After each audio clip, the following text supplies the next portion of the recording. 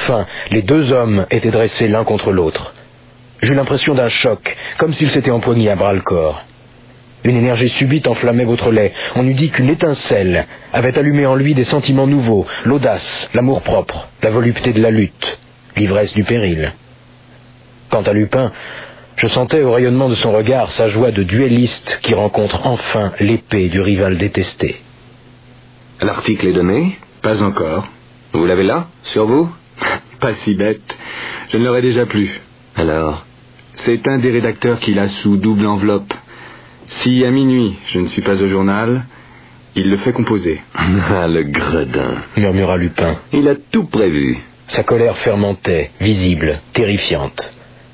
Beautrelet ricana, moqueur à son tour et grisé par son triomphe. « Tais-toi donc, moutard !» hurla Lupin. « Tu ne sais donc pas qui je suis, et que si je voulais, ma parole, il ose rire !» Un grand silence tomba entre eux, puis Lupin s'avança et d'une voix sourde, ses yeux dans les yeux de Beautrelet.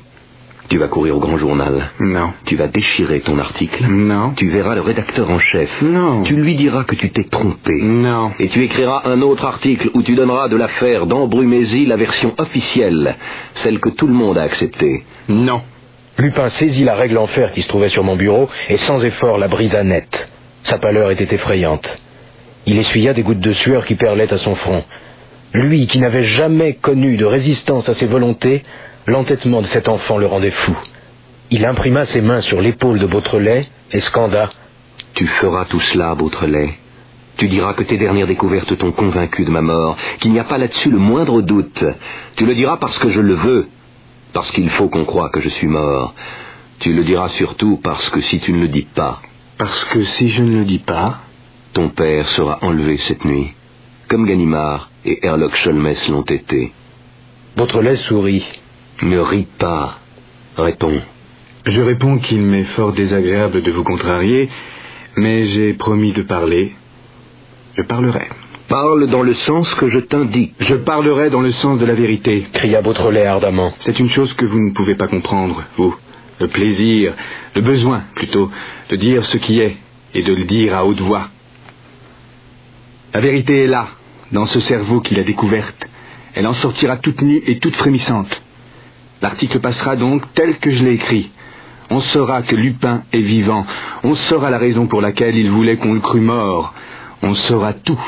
Et il ajouta tranquillement. Et mon père ne sera pas enlevé. Ils se turent encore une fois tous les deux. Leurs regards toujours attachés l'un à l'autre. Ils se surveillaient. Les épées étaient engagées jusqu'à la garde. Et c'était le lourd silence qui précède le coup mortel. Qui donc allait le porter? Lupin murmura. Cette nuit, à 3 heures du matin, sauf avis contraire de moi, 2 de mes amis ont ordre de pénétrer dans la chambre de ton père, de s'emparer de lui, de gré ou de force, et de l'emmener, et de rejoindre Ganimard et Herlock Sholmès. Un éclat de rire strident lui répondit. « Mais tu ne comprends donc pas, brigand !» s'écria Beautrelet. « Que j'ai pris mes précautions ? Alors tu t'imagines que je suis assez naïf pour avoir bêtement, stupidement renvoyé mon père chez lui dans la petite maison isolée qu'il occupait en vaste campagne ? » Oh, le joli rire ironique qui animait le visage du jeune homme. Rire nouveau sur ses lèvres. Rire où se sentait l'influence même de Lupin. Et ce tutoiement insolent qui le mettait du premier coup au niveau de son adversaire. Il reprit. « Vois-tu, Lupin, ton grand défaut, c'est de croire tes combinaisons infaillibles. Tu te déclares vaincu. Quelle blague! Tu es persuadé qu'en fin de compte, et toujours, tu l'emporteras. Et tu oublies que les autres peuvent avoir aussi leur combinaison. La mienne est très simple, mon bon ami. » C'était délicieux de l'entendre parler. Il allait et venait, les mains dans ses poches, avec la crânerie, avec la désinvolture d'un gamin qui harcèle la bête féroce enchaînée. Vraiment, à cette heure, il vengeait de la plus terrible des vengeances toutes les victimes du grand aventurier. Et il conclut. « Lupin, mon père n'est pas en Savoie. Il est à l'autre bout de la France, au centre d'une grande ville, gardé par 20 de nos amis qui ont ordre de ne pas le quitter de vue jusqu'à la fin de notre bataille. Veux-tu des détails ? Il est à Cherbourg, dans la maison d'un des employés de l'Arsenal.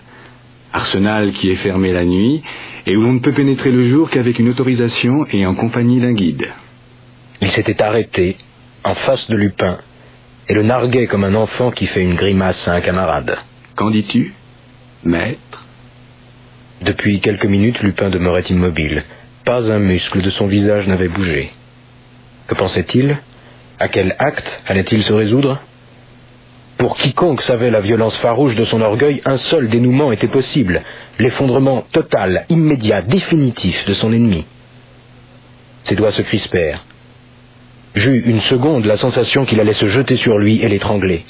« Qu'en dis-tu, maître ?» répéta Beautrelet. Lupin saisit le télégramme qui se trouvait sur la table, le tendit et prononça, très maître de lui, « Tiens, bébé, lis cela. » Beautrelet devint grave, subitement impressionné par la douceur du geste. Il déplia le papier et, tout de suite, relevant les yeux, murmura « Que signifie ? Je ne comprends pas. » « Tu comprends toujours bien le premier mot, dit Lupin. Le premier mot de la dépêche, c'est-à-dire le nom de l'endroit d'où elle fut expédiée. Regarde, Cherbourg. »« Oui. Oui. » balbutia Beautrelet. « Oui, Cherbourg. Et après ?»« Et après ? Il me semble que la suite n'est pas moins claire. Enlèvement du colis terminé. Camarades sont partis avec lui et attendront instruction jusqu'à 8 heures du matin. Tout va bien. Qu'y a-t-il donc là qui te paraisse obscur? Le mot colis? Bah, on ne pouvait guère écrire « Monsieur Beautrelet père ». Alors quoi? La façon dont l'opération fut accomplie? Le miracle grâce auquel ton père fut arraché de l'arsenal de Cherbourg, malgré ses 20 gardes du corps? Bah, c'est l'enfance de l'art. Toujours est-il que le colis est expédié. Que dis-tu de cela, bébé? De tout son être tendu, de tout son effort exaspéré, Isidore tâchait de faire bonne figure, mais on voyait le frissonnement de ses lèvres, sa mâchoire qui se contractait, ses yeux qui essayaient vainement de se fixer sur un point. Il bégaya quelques mots, se tut, et soudain, s'affaissant sur lui-même, les mains à son visage, il éclata en sanglots. « Oh, papa, papa !» Dénouement imprévu, qui était bien l'écroulement que réclamait l'amour-propre de Lupin, mais qui était autre chose aussi, autre chose d'infiniment touchant et d'infiniment naïf. Lupin eut un geste d'agacement et prit son chapeau, comme excédé par cette crise insolite de sensiblerie. Mais au seuil de la porte, il s'arrêta, hésita, puis revint pas à pas, lentement. Le bruit doux des sanglots s'élevait comme la plainte triste d'un petit enfant que le chagrin accable. Les épaules marquaient le rythme navrant. Des larmes apparaissaient entre les doigts croisés. Lupin se pencha, et sans toucher Beautrelet, il lui dit d'une voix où il n'y avait pas le moindre accent de raillerie, ni même cette pitié offensante des vainqueurs. « Ne pleure pas, petit. Ce sont là des coups auxquels il faut s'attendre quand on se jette dans la bataille tête baissée comme tu l'as fait. Les pires désastres vous guettent. C'est notre destin de lutteur qu'il veut ainsi. Il faut subir, courageusement. » Puis avec douceur, il continua. « Tu avais raison, vois-tu. Nous ne sommes pas ennemis. Il y a longtemps que je le sais. Dès la première heure, j'ai senti pour toi, pour l'être intelligent que tu es, une sympathie involontaire, de l'admiration. Et c'est pourquoi je voudrais te dire ceci. Ne t'en froisse pas, surtout. Je serais désolé de te froisser. Mais il faut que je te le dise. Eh bien, renonce à lutter contre moi. Ce n'est pas par vanité que je te le dis. Ce n'est pas non plus parce que je te méprise. Mais vois-tu, la lutte est trop inégale. Tu ne sais pas. Personne ne sait toutes les ressources dont je dispose. Tiens, ce secret de l'aiguille creuse que tu cherches si vainement à déchiffrer.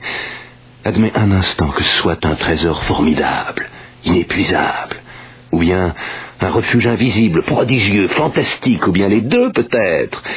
Songe à la puissance surhumaine que j'en puis tirer. Et tu ne sais pas non plus toutes les ressources qui sont en moi. Tout ce que ma volonté et mon imagination me permettent d'entreprendre et de réussir. Pense donc que ma vie entière, depuis que je suis né, pourrais-je dire, est tendue vers le même but, que j'ai travaillé comme un forçat avant d'être ce que je suis, et pour réaliser dans toute sa perfection le type que je voulais créer, que je suis parvenu à créer. Alors que peux-tu faire? Au moment même où tu croiras saisir la victoire, elle t'échappera. Il y aura quelque chose à quoi tu n'auras pas songé, Un rien. Le grain de sable que, moi, j'aurais placé au bon endroit, à ton insu. Je t'en prie, renonce. Je serais obligé de te faire du mal, et cela me désole. Et lui mettant la main sur le front, il répéta: Une deuxième fois, petit. Renonce. Je te ferai du mal. Qui sait si le piège où tu tomberas inévitablement n'est pas déjà ouvert sous tes pas. Beautrelet dégagea sa figure. Il ne pleurait plus. Avait-il écouté les paroles de Lupin? On aurait pu en douter, à son air distrait. 2 ou 3 minutes, il garda le silence. Il semblait peser la décision qu'il allait prendre, examiner le pour et le contre, dénombrer les chances favorables ou défavorables. Enfin, il dit à Lupin: Si je change le sens de mon article, et si je confirme la version de votre mort, et si je m'engage à ne jamais démentir la version fausse que je vais accréditer, vous me jurez que mon père sera libre. Je te le jure. Mes amis se sont rendus en automobile avec ton père dans une autre ville, en province. Demain matin à 7 heures, si l'article du grand journal est tel que je le demande, je leur téléphone et ils remettront ton père en liberté. Soit, fit Beautrelet. Je me soumets à vos conditions. Rapidement, comme s'il trouvait inutile, après l'acceptation de sa défaite, de prolonger l'entretien, il se leva, prit son chapeau, me salua Lupin et sortit. Lupin le regarda s'en aller, écouta le bruit de la porte qui se refermait, et murmura: Pauvre gosse. Le lendemain matin, à 8 heures, j'envoyai mon domestique me chercher un grand journal. Il ne l'apporta qu'au bout de 20 minutes, la plupart des kiosques manquant déjà d'exemplaires. Je dépliai fiévreusement la feuille. En tête apparaissait l'article de Beautrelet. Le voici, tel que les journaux du monde entier le reproduisirent. Le drame d'Embrumésie. Le but de ces quelques lignes n'est pas d'expliquer par le menu le travail de réflexion et de recherche grâce auquel j'ai réussi à reconstituer le drame, ou plutôt le double drame d'Embrumésie. À mon sens, ce genre de travail et les commentaires qu'il comporte, déduction, induction, analyse, etc., tout cela n'offre qu'un intérêt relatif, et en tout cas fort banal. Non, je me contenterai d'exposer les 2 idées directrices de mes efforts, et par là même, il se trouvera qu'en les exposant et en résolvant les 2 problèmes qu'elles soulèvent, j'aurais raconté cette affaire tout simplement, en suivant l'ordre même des faits qui la constituent. On remarquera peut-être que certains de ces faits ne sont pas prouvés, et que je laisse une part assez large à l'hypothèse. C'est vrai. Mais j'estime que mon hypothèse est fondée sur un assez grand nombre de certitudes pour que la suite des faits, même non prouvés, s'impose avec une rigueur inflexible. La source se perd souvent sous le lit des cailloux.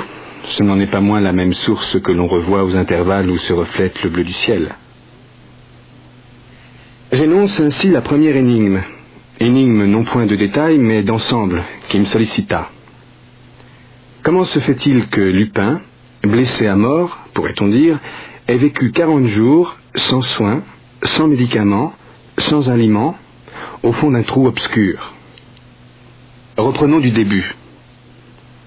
Le jeudi 23 avril, à 4 heures du matin, Arsène Lupin, surpris au milieu d'un de ses plus audacieux cambriolages, s'enfuit par le chemin des ruines et tombe blessé d'une balle.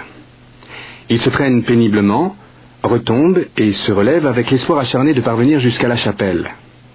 Là se trouve la crypte que le hasard lui a révélée. S'il peut s'y tapir, peut-être est-il sauvé.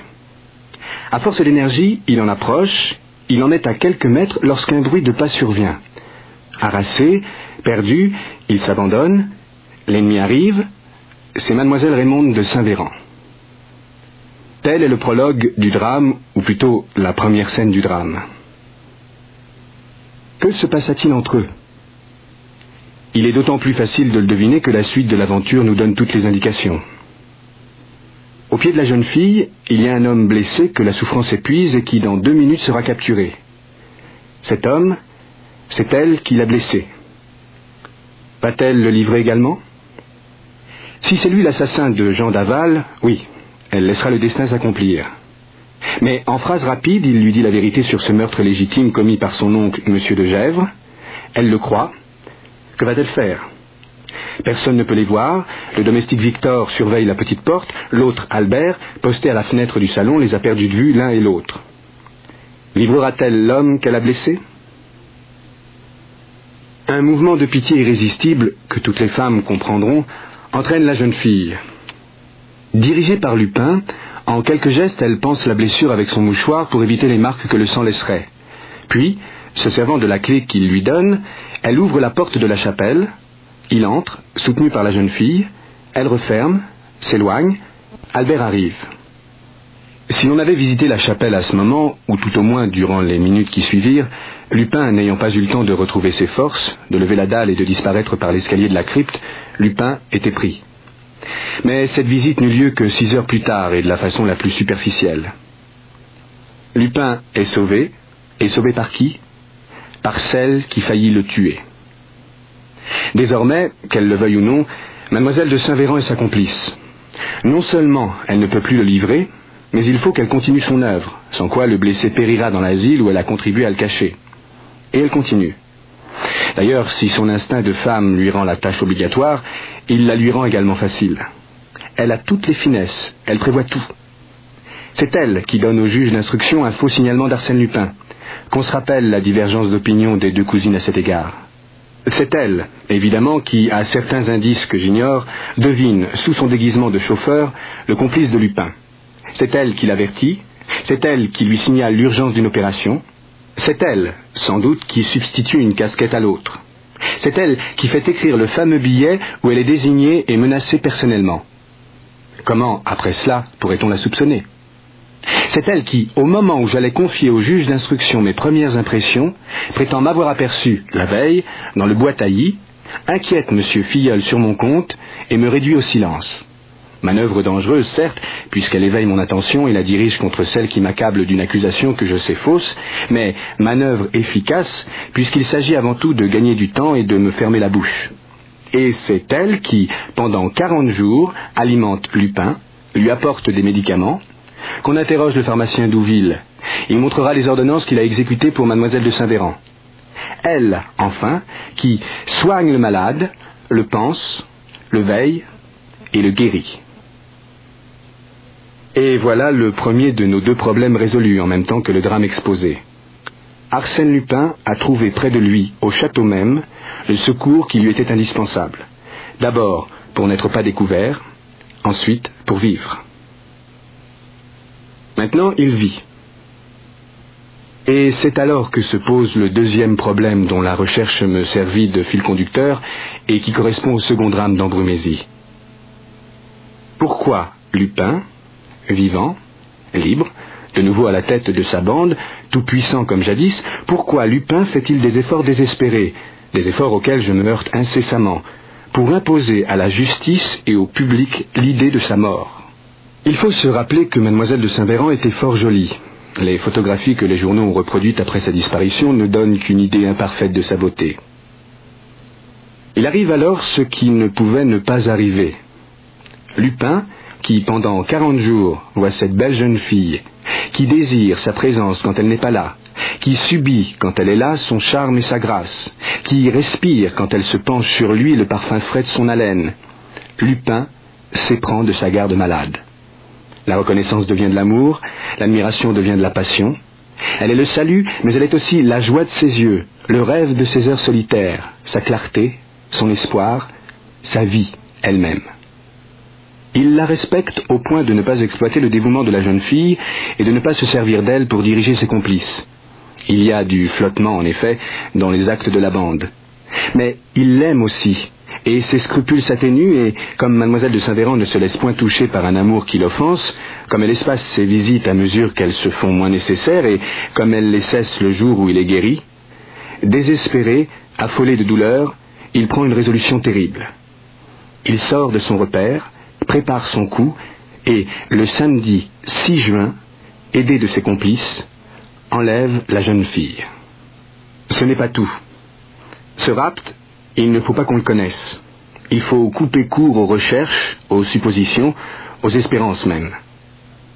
Mademoiselle de Saint-Véran passera pour morte.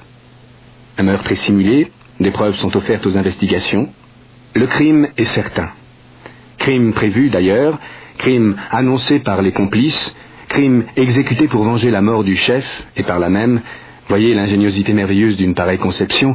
Par là même se trouve amorcée la croyance à cette mort. Il ne suffit pas de susciter une croyance, il faut imposer une certitude. Lupin prévoit mon intervention.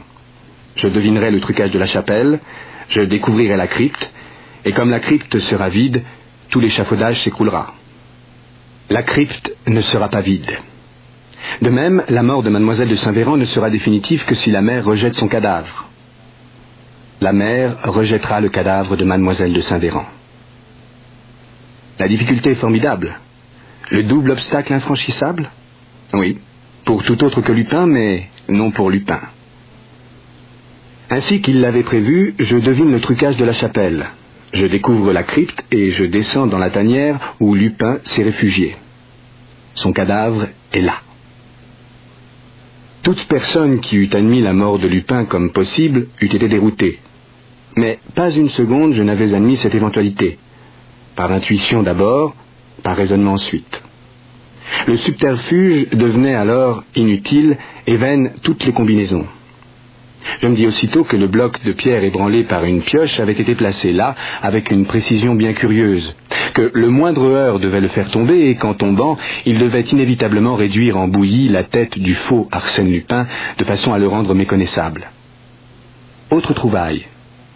Une demi-heure après, j'apprends que le cadavre de mademoiselle de Saint-Véran a été découvert sur les rochers de Dieppe. Ou plutôt, un cadavre que l'on estime être celui de mademoiselle de Saint-Véran, pour cette raison que le bras porte un bracelet semblable à l'un des bracelets de la jeune fille. C'est d'ailleurs la seule marque d'identité, car le cadavre est méconnaissable. Là-dessus, je me souviens et je comprends. Quelques jours auparavant, j'ai lu dans un numéro de la Vigie de Dieppe qu'un jeune ménage d'Américains de séjour à Anvermeux s'est empoisonné volontairement et que la nuit même de leur mort, leurs cadavres ont disparu. Je cours à Anvermeux. L'histoire est vraie, me dit-on, sauf en ce qui concerne la disparition, puisque ce sont les frères mêmes des deux victimes qui sont venus réclamer les cadavres et qui les ont emportés après les constatations d'usage. Ces frères, nul doute qu'ils ne s'appelassent Arsène Lupin et consorts.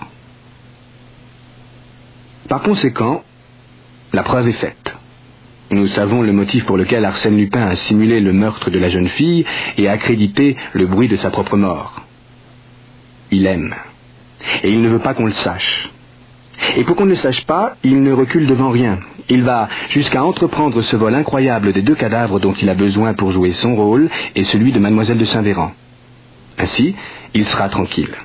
Nul ne peut l'inquiéter. Personne ne soupçonnera la vérité qu'il veut étouffer. Personne? Si. 3 adversaires, au besoin, pourraient concevoir quelques doutes. Ganimard, dont on attend la venue, Herlock Sholmès, qui doit traverser le détroit, et moi, qui suis sur les lieux. Il y a là un triple péril. Il le supprime. Il enlève Ganimard, il enlève Herlock Sholmès, il me fait administrer un coup de couteau par Brédoux. Un seul point reste obscur. Pourquoi Lupin a-t-il mis tant d'acharnement à me dérober le document de l'Aiguille Creuse?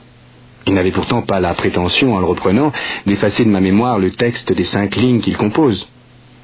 Alors, pourquoi? A-t-il craint que la nature même du papier ou tout autre indice ne me fournit quelques renseignements? Quoi qu'il en soit, telle est la vérité sur l'affaire d'Ambrumésie. Je répète que l'hypothèse joue, dans l'explication que j'en propose, un certain rôle, de même qu'elle a joué un grand rôle dans mon enquête personnelle. Mais si l'on attendait les preuves et les faits pour combattre Lupin, on risquerait fort ou bien de les attendre toujours, ou bien d'en découvrir qui, préparés par Lupin, conduiraient juste à l'opposé du but. J'ai confiance que les faits, quand ils seront tous connus, confirmeront mon hypothèse sur tous les points. Ainsi donc, Beautrelet, un moment dominé par Arsène Lupin, troublé par l'enlèvement de son père et résigné à la défaite, Beautrelet, en fin de compte, n'avait pu se résoudre à garder le silence.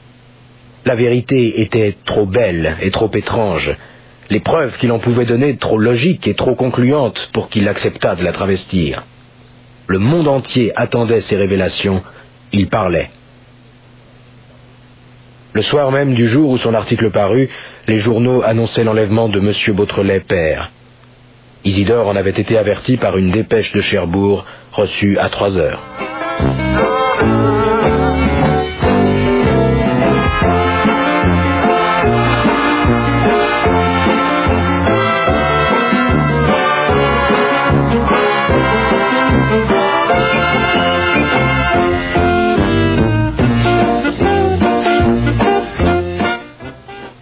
Sur la piste. La violence du coup étourdit le jeune Beautrelet. Au fond, bien qu'il eût obéi en publiant son article à un de ces mouvements irrésistibles qui vous font dédaigner toute prudence, au fond, il n'avait pas cru à la possibilité d'un enlèvement. Ses précautions étaient trop bien prises. Les amis de Cherbourg n'avaient pas seulement consigne de garder le père Beautrelet, ils devaient surveiller ses allées et venues, ne jamais le laisser sortir seul, et même ne lui remettre aucune lettre sans l'avoir au préalable décachetée. Non, il n'y avait pas de danger. Lupin bluffait. Lupin, désireux de gagner du temps, cherchait à intimider son adversaire. Le coup fut donc presque imprévu. Et toute la fin du jour, dans l'impuissance où il était d'agir, il en ressentait le choc douloureux. Une seule idée le soutenait, partir, aller là-bas, voir par lui-même ce qui s'était passé et reprendre l'offensive. Il envoya un télégramme à Cherbourg. Vers 8 heures, il arrivait à la gare Saint-Lazare. Quelques minutes après, l'express l'emmenait. Ce n'est qu'une heure plus tard, en dépliant machinalement un journal du soir acheté sur le quai, qu'il eut connaissance de la fameuse lettre par laquelle Lupin répondait indirectement à son article du matin. Monsieur le directeur, je ne prétends point que ma modeste personnalité qui, certes, en des temps plus héroïques eût passé complètement inaperçue, ne prenne quelque relief en notre époque de veulerie et de médiocrité.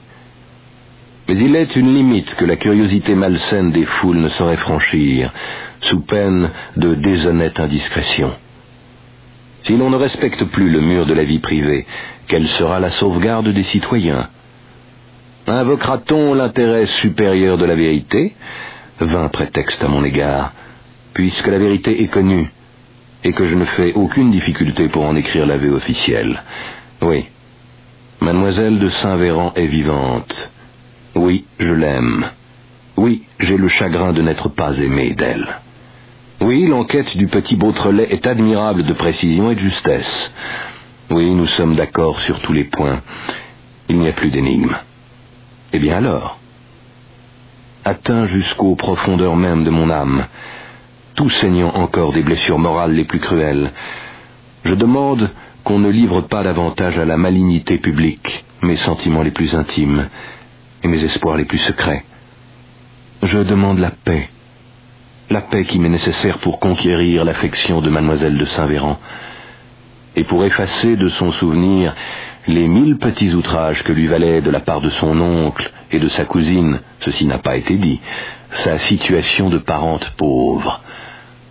Mademoiselle de Saint-Véran oubliera ce passé détestable. Tout ce qu'elle pourra désirer, fût-ce le plus beau joyau du monde, fût-ce le trésor le plus inaccessible, je le mettrai à ses pieds.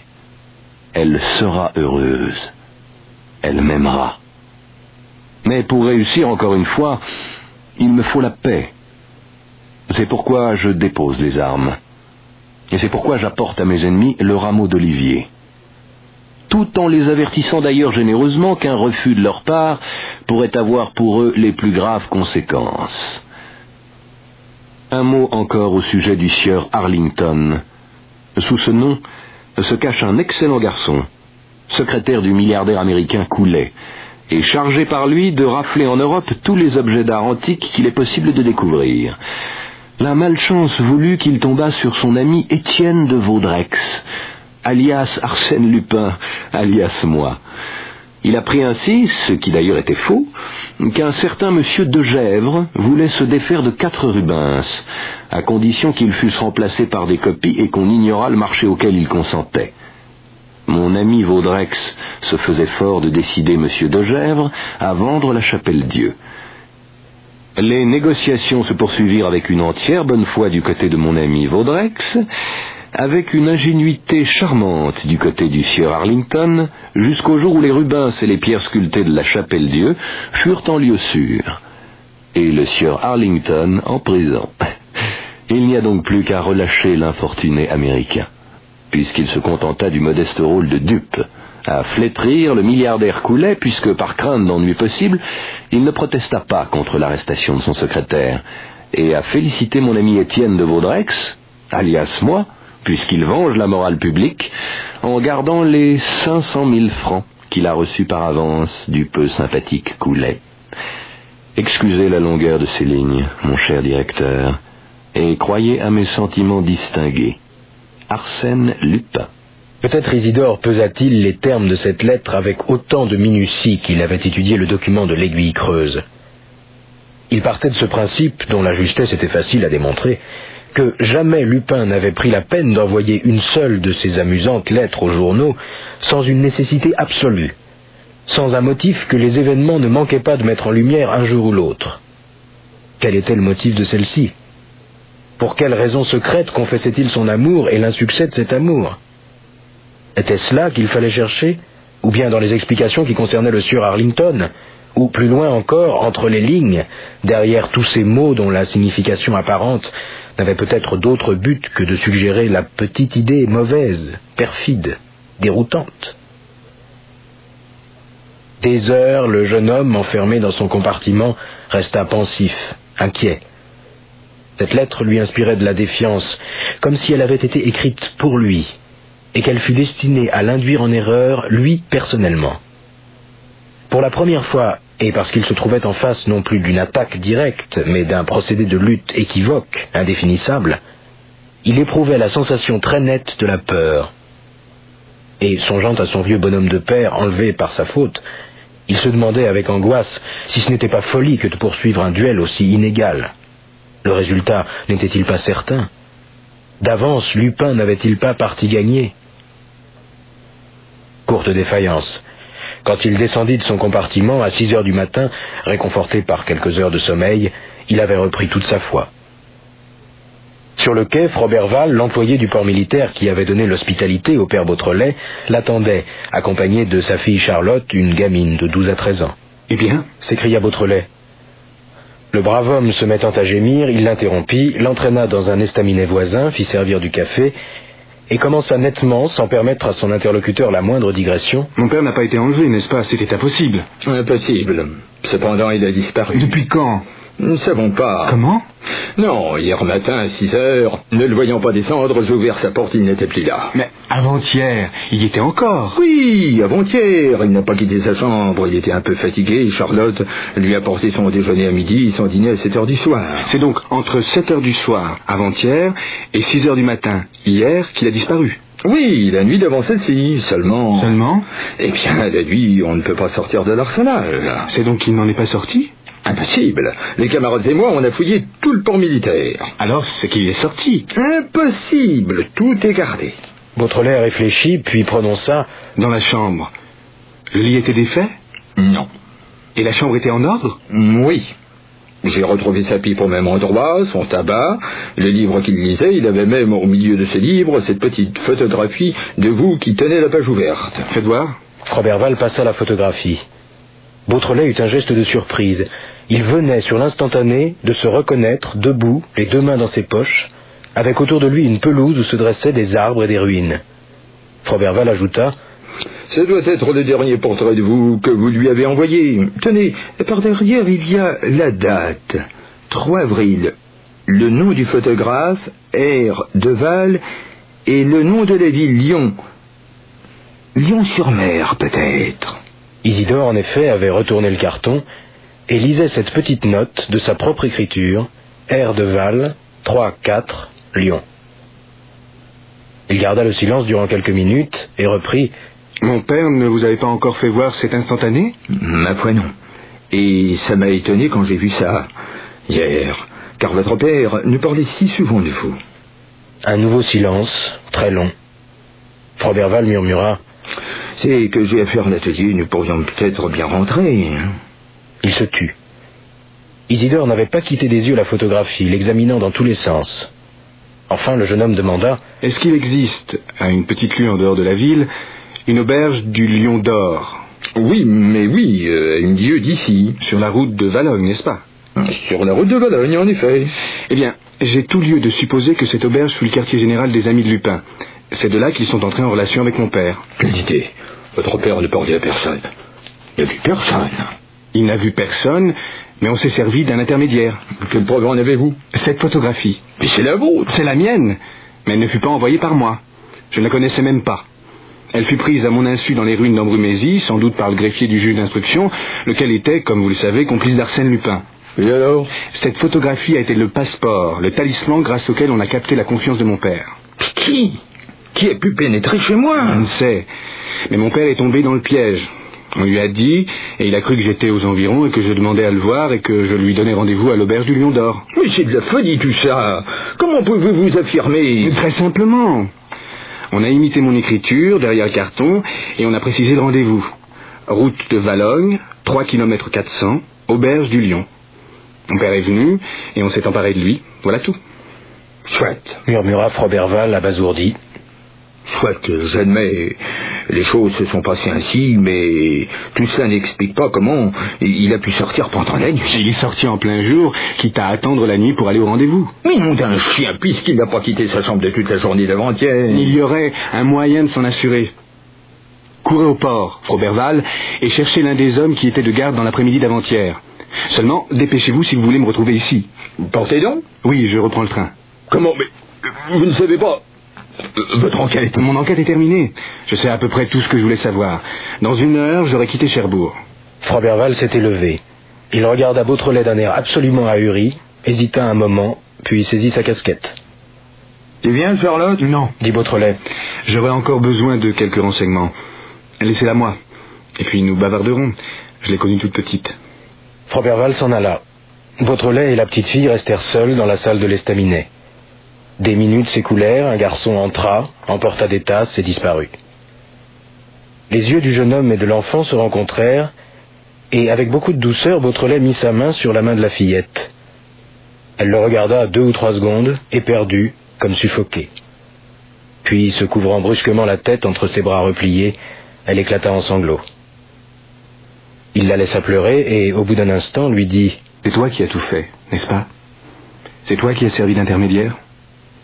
C'est toi qui as porté la photographie? Tu l'avoues, n'est-ce pas? Et quand tu disais que mon père était dans sa chambre avant-hier, tu savais bien que non, n'est-ce pas? Puisque c'est toi qui l'avais aidé à sortir. » Elle ne répondait pas.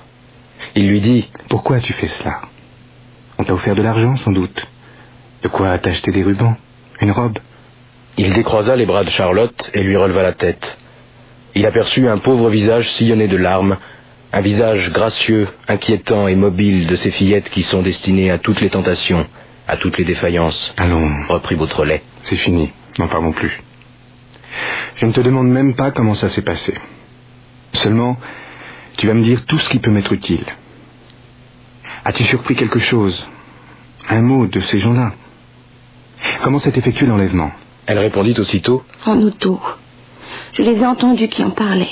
Et quelle route ont-ils suivi? Ah ça, je ne sais pas. Ils n'ont échangé devant toi aucune parole qui puisse nous aider? Aucune. Il y en a un, cependant, qui a dit « Il n'y aura pas de temps à perdre. C'est demain matin à 8 heures que le patron doit nous téléphoner là-bas. » Où, là-bas? Rappelle-toi. C'était un nom de ville, n'est-ce pas? Oui. Un nom comme Château... Châteaubriand? Château-Thierry? Non, non. Châteauroux? C'est ça, Châteauroux. Beautrelet n'avait pas attendu qu'elle eût prononcé la dernière syllabe. Il était debout déjà, et sans se soucier de Froberval, sans plus s'occuper de la petite, tandis qu'elle le regardait avec stupéfaction, il ouvrait la porte et courait vers la gare. Châteauroux. Madame, un billet pour Châteauroux. Parlement et tour? Demanda la buraliste. Évidemment, le plus court. J'arriverai pour déjeuner? Oh non. Pour dîner? Pour coucher? Ah non, pour ça il faudrait passer par Paris. L'Express de Paris est à 8 heures. Il est trop tard. Il n'était pas trop tard, Beautrelet put encore l'attraper. Allons. Dit Beautrelet en se frottant les mains. Je n'ai passé qu'1 heure à Cherbourg, mais elle fut bien employée. Pas un instant il n'eut l'idée d'accuser Charlotte de mensonge. Faible, désemparée, capable des pires trahisons, ces petites natures obéissent également à des élans de sincérité. Et Beautrelet avait vu, dans ses yeux effrayés, la honte du mal qu'elle avait fait et la joie de le réparer en partie. Il ne doutait donc point que Châteauroux fût cette autre ville à laquelle Lupin avait fait allusion et où ses complices devaient lui téléphoner. Dès son arrivée à Paris, Beautrelet prit toutes les précautions nécessaires pour n'être pas suivi.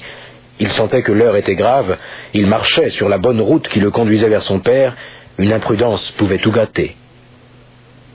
Il entra chez un de ses camarades de lycée et en sortit 1 heure après méconnaissable. C'était un Anglais d'une 30aine d'années, habillé d'un complet marron à grands carreaux, culotte courte, bas de laine, casquette de voyage, la figure colorée et un petit collier de barbe rousse. Il enfourcha une bicyclette à laquelle était accroché tout un attirail de peintre et fila vers la gare d'Austerlitz. Le soir, il couchait à Issoudun. Le lendemain, dès l'aube, il sautait en machine. À 7 heures, il se présentait au bureau de poste de Châteauroux et demandait la communication avec Paris.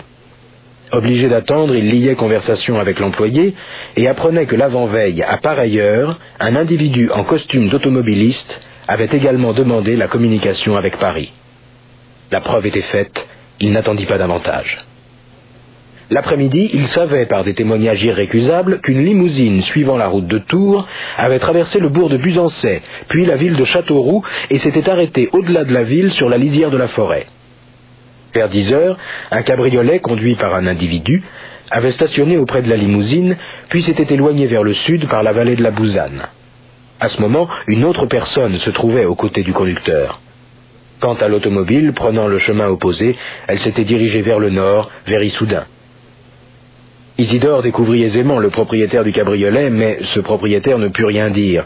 Il avait loué sa voiture et son cheval à un individu qui les avait ramenés lui-même le lendemain. Enfin, le soir même, Isidore constatait que l'automobile n'avait fait que traverser Issoudun, continuant sa route vers Orléans, c'est-à-dire vers Paris. De tout cela, il résultait de la façon la plus absolue que le père Beautrelet se trouvait aux environs. Sinon, comment admettre que des gens fissent près de 500 kilomètres à travers la France pour venir téléphoner à Châteauroux et remonter ensuite à Anglégu sur le chemin de Paris? Cette formidable randonnée avait un but précis, transporter le père Beautrelet à l'endroit qui lui était assigné. Et cet endroit est à portée de ma main, se disait Isidore en frissonnant d'espoir. À 10 lieues, à 15 lieues d'ici, mon père attend que je le secours. Il est là, il respire le même air que moi.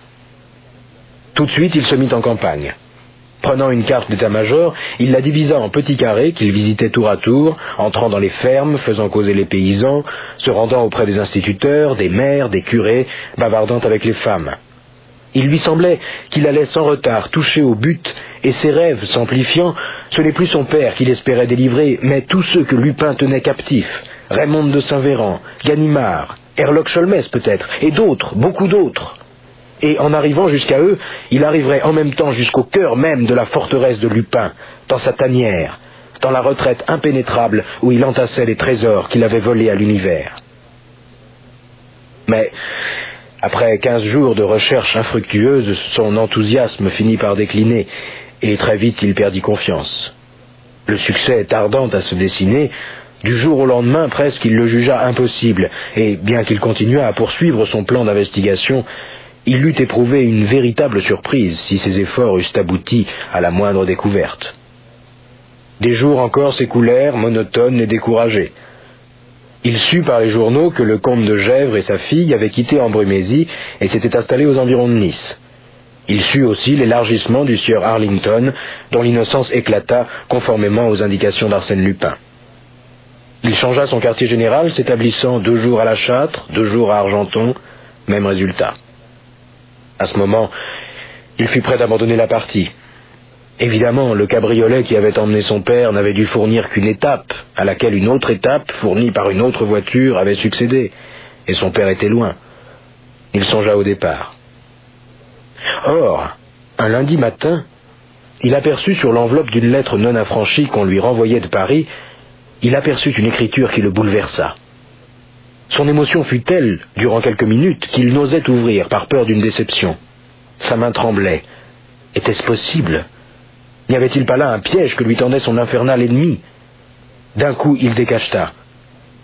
C'était bien une lettre de son père, écrite par son père lui-même. L'écriture présentait toutes les particularités, tous les tics de l'écriture qu'il connaissait si bien. Il lut « Ces mots te parviendront-ils, mon cher fils? Je n'ose le croire. Toute la nuit de l'enlèvement, nous avons voyagé en automobile, puis le matin en voiture. Je n'ai rien pu voir. j'avais un bandeau sur les yeux. Le château où l'on me détient doit être jugé par sa construction, par la végétation du parc au centre de la France. La chambre que j'occupe est au second étage, une chambre à 2 fenêtres, dont l'une presque bouchée par un rideau de glycine. L'après-midi, je suis libre, à certaines heures, d'aller et venir dans ce parc, mais sous une surveillance qui ne se relâche pas. À tout hasard, je t'écris cette lettre et je l'attache à une pierre. Peut-être un jour pourrais-je la jeter par-dessus les murs, et quelque paysan la ramassera-t-il. Ne t'inquiète pas, on me traite avec beaucoup d'égards.